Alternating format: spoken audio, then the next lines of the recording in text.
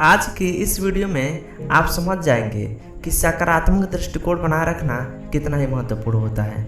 हमें अपने दृष्टिकोण को हमेशा ही सुंदर स्वच्छ क्यों बनाए रखना चाहिए। जो हम देखते हैं अपनी आंखों से केवल उन्हीं पर विश्वास नहीं कर लेना चाहिए, क्योंकि उसके पीछे कुछ रहस्य होता है। जब आप किसी व्यक्ति को देखते हैं कि वह अपनी परिस्थितिवश कोई बुरा कार्य कर रहा होता जो आपको पसंद नहीं आता है, तो आप उसे जज करने लगते हैं कि ऐसा क्यों कर रहा है, और आप उस पर लेबल लगा देते हैं कि यह व्यक्ति गलत काम कर रहा है। पहले आप यह जानने का प्रयत्न करिए कि उसके पीछे कारण क्या है। उस व्यक्ति से बात करिए, उससे पूछिए कि वह ऐसा क्यों कर रहा है, उससे क्या कठिनाई हो रही है कि उसे ऐसा करना पड़ रहा है।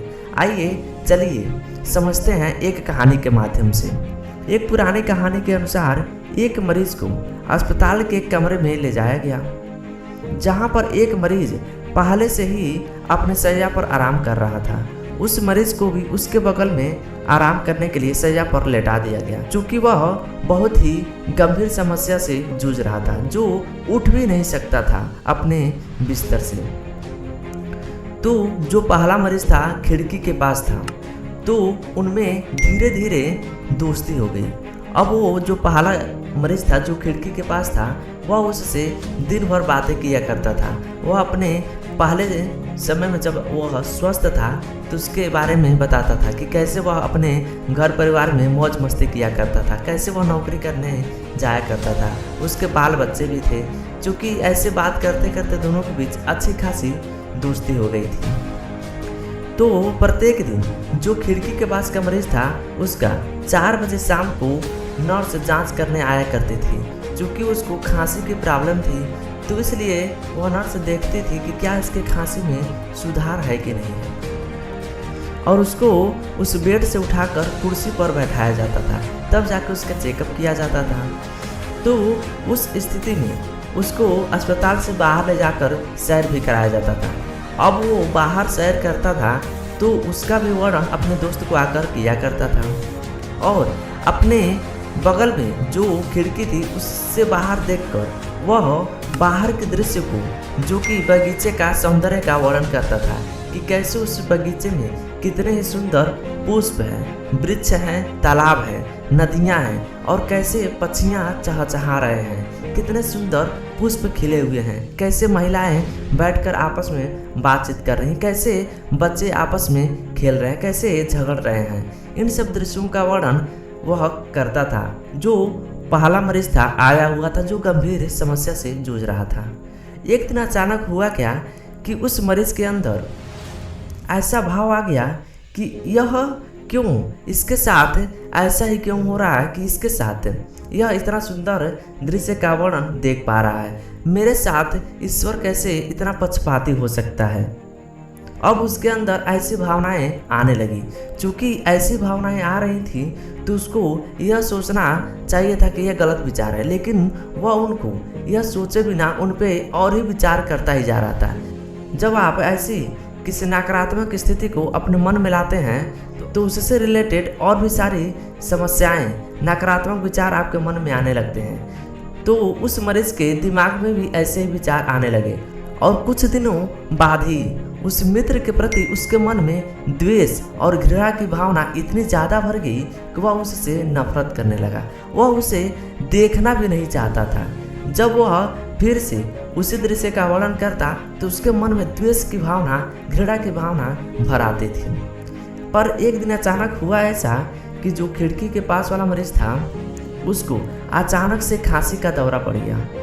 वह जोर जोर से खांसने लगा, शायद उसका दम घुट रहा था।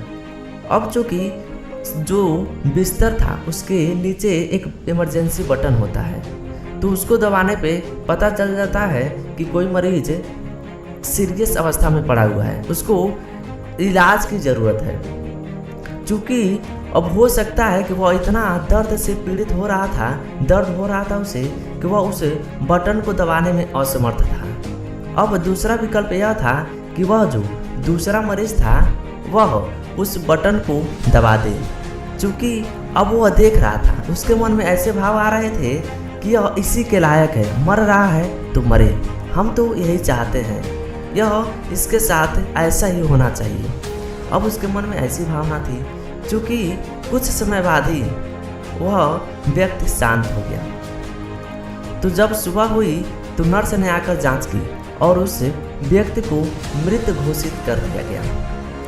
वह जो दूसरा मरीज था उसने 2 दिन तक शांत रहा और तीसरे दिन उसने नर्स से आग्रह किया कि क्या मेरी शैया को खिड़की के पास वाले शैया पर लगाया जा सकता है। तो नर्स ने उस पर अमल किया और उसके शैया ने बिस्तर को, बेड को खिड़की के पास वाले जगह पर लगा दिया गया जहां पर वह पहला मरीज रहता था। अब ज्यों ही उस व्यक्ति ने उस खिड़की से बाहर देखा तो बिल्कुल ही सरप्राइज हो गया। क्यों? क्योंकि उस खिड़की के बाहर ना कोई बगीचा था, ना कोई सजीव ऐसी चीजें थी जो देख सके। क्या था उस खिड़की के बाहर?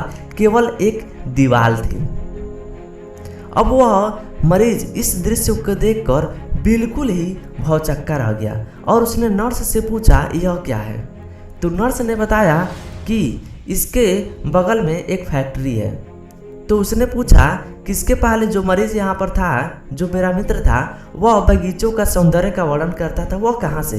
तो नर्स ने जवाब दिया वह उसके विचारों की सुंदरता थी। तो मृत मित्र ने उसके मुश्किल समय को थोड़ा खुशहाल बनाने के लिए काल्पनिक दृश्यों का एक जाल बुना हुआ था जो उसके दयालु स्वभाव को दर्शाता है।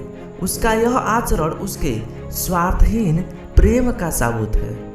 यह कहानी जितनी बार मुझे स्मरण होता है, याद आता है, उतनी बार मेरे दृष्टिकोण को एक नई दिशा मिल जाती है। अधिक परिपूर्ण और प्रसन्न जीवन जीने के लिए हमें जिंदगी की मुश्किल परिस्थितियों में हमें अपने दृष्टिकोण को लगातार परिवर्तित करने की कोशिश करनी चाहिए। क्या इस नकारात्मक स्थिति का सामना करने का इससे बेहतर और विवेकपूर्ण तरीका हो सकता है? इस पूरे दुनिया में भौतिक शास्त्री स्टीवन हॉकिंस को आप जानते होंगे। उनके अनुसार हम लोग एक छोटे से तारे के एक छोटे से ग्रह पर रह रहे हैं जो अरबों खरबों तारापुंजों से घिरा हुआ है। तो इस दृष्टिकोण के लिए आपकी क्या राय है? इस सूचना के बाद क्या आपको लगता है कि आपकी वह परेशानियां जो आप झेल चुके हैं और जिन चुनौतियों का आप सामना फिलहाल कर रहे हैं, क्या वे सही मायने में उतनी गंभीर हैं और जितना आप सोच रहे हैं? हम इस ग्रह पर बहुत कम समय के लिए आते हैं, है ना? अगर पूरी तरह देखा जाए तो हमारी जिंदगियां अनंत काल की कायनात पर कुछ बूंदों के समान है। अतः विवेकपूर्ण तरीके से अपनी ज़िंदगी का स्वाद लेकर हमें आनंदपूर्वक अपने जीवन को संवारना चाहिए, जीना सीखना चाहिए। तो समझ में आ गया होगा आपको कि मैं इस वीडियो से आपको क्या संदेश देना चाहता हूँ।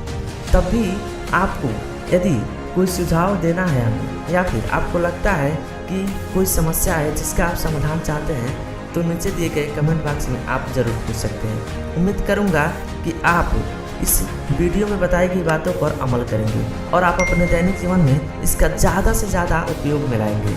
तो मिलेंगे आपसे नेक्स्ट वीडियो में। तब तक के लिए आप अपना रखिए बहुत सारा ख्याल।